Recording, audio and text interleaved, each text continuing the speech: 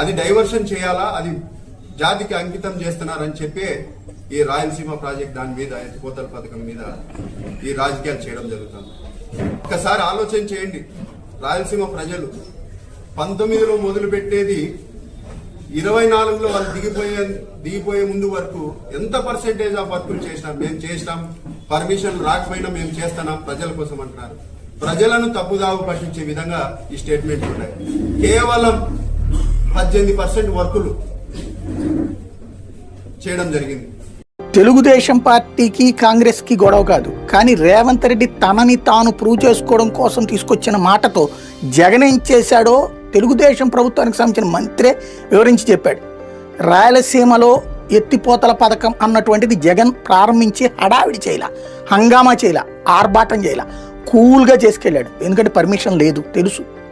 కొన్ని ప్రాజెక్టులకి పర్మిషన్ లేకుండా ప్రారంభించి పూర్తయ్యాక నువ్వు పర్మిషన్ ఇయ్యని అడుగుతారు. దానికి సాక్ష్యం పోలవరం కాలువలు తవ్వేసిన తర్వాత పర్మిషన్లు వచ్చినాయి. పర్మిషన్స్ అన్నిటితో అయితే కనుక సాగునీటి ప్రాజెక్టు ఒక్కటి కూడా కట్టలేడు ఎవడో కూడా. అది ప్రజలందరికీ తెలుసు, సాగునీటి రంగ నిపుణులకి తెలుసు. ఎన్జీటీ పాయింట్ని అడ్డం పెట్టేసేసి మేము అందుకు ఆపేసాము అంటే అంతకంటే వెర్రితనం లేదు. ఎన్జీటీ ఆపమన్నా సరే ఆపకపోతే ఆ రోజున చివరికి చీఫ్ సెక్రటరీకి అరెస్ట్ వారెంట్ జారీ చేస్తామని కూడా వార్నింగ్ ఇచ్చింది జగన్ ప్రభుత్వంలో. అప్పుడు ఈనాడు జ్యోతినే రాసినవి, ఎన్జీటీ చెప్పినా కూడా పనులు జరిగిపోతున్నాయి, అట్లాగే కేంద్ర ప్రభుత్వం వద్దన్నా కూడా పనులు జరిగిపోతున్నాయి.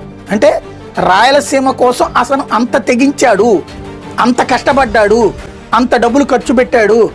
బిల్లులు వస్తాయో రాదో తెలిసినా కూడా పెద్దిరెడ్డి కంపెనీ వాళ్ళు కట్టారు.